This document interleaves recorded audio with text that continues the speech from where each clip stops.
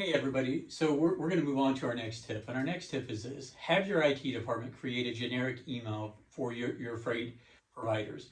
So for Solutions Freight, it would be something like freight at solutionsfreight.com or warehouse at solutionsfreight.com, something like that. Obviously, you would customize it to your own domain name, but it has a very modest cost to be able to create this. But you can save yourself a lot of time and unnecessary distractions by just having a separate email for your transportation providers to email. And once you have this created, I would organize this into five folders. The first one would be your current transportation providers. Your second would be your asset-based carriers with a brokerage division. Your third would be carriers only. Your fourth would be brokers only. And then your fifth would be your do not use folder. So I would start by like I said, having a generic email, and then I would organize it into these five folders.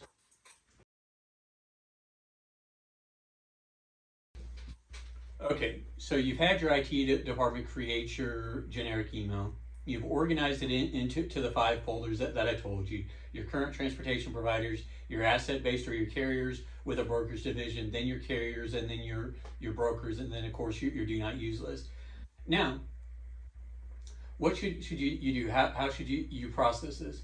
Whenever you go to consider adding a new transportation provider, start with the asset-based or the carriers with a brokerage division. Because as I mentioned in a previous video, this is kind of the best of the both worlds.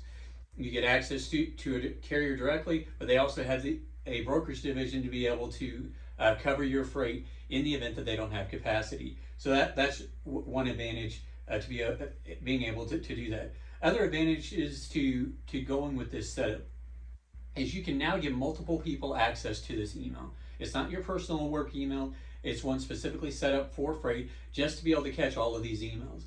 And so you can have a sales rep, you can give sales reps access to it. For example, say you're out of the office on a Friday afternoon and your current transportation manager or your current transportation provider is on vacation. You can give this to your sales reps or other people in the company and say, okay, well, if our current guy's out of town or something, then let's go and work through the list. Start with the asset base with the carrier or with the brokerage division, start there. Another advantage, and this is where it really is going to save you some time, is when a receptionist gets a call from a transportation provider, you can just have them send their information to that email.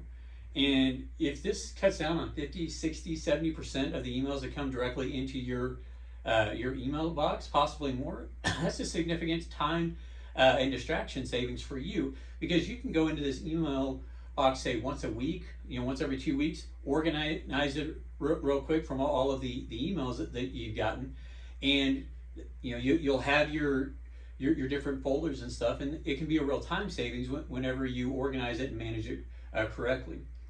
Another advantage is companies don't like sending emails to what are known as spam traps, and generic emails like this are known as spam traps.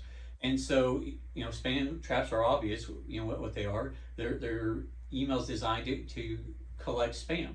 And so this is an email that you can have specifically for that. On the company's mass emails, if a company sends out a mass email, they may be less likely to send it to what's commonly known as a spam trap, because if they get marked as spam too many times, it could start affecting their delivery rates.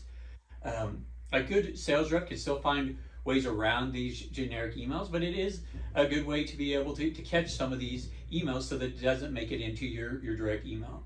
Even if this cuts out 50, 60, 70%, that's a significant time savings. And so in the coming videos, we're going to take you from this email to how it's organized and all that, to how you can go from this mass amount of emails down to 2 or 3 transportation providers that would make some really good candidates to be able to meet your logistics needs. So I hope you enjoyed this tip, but stay tuned for the next 3 tips. Thank you.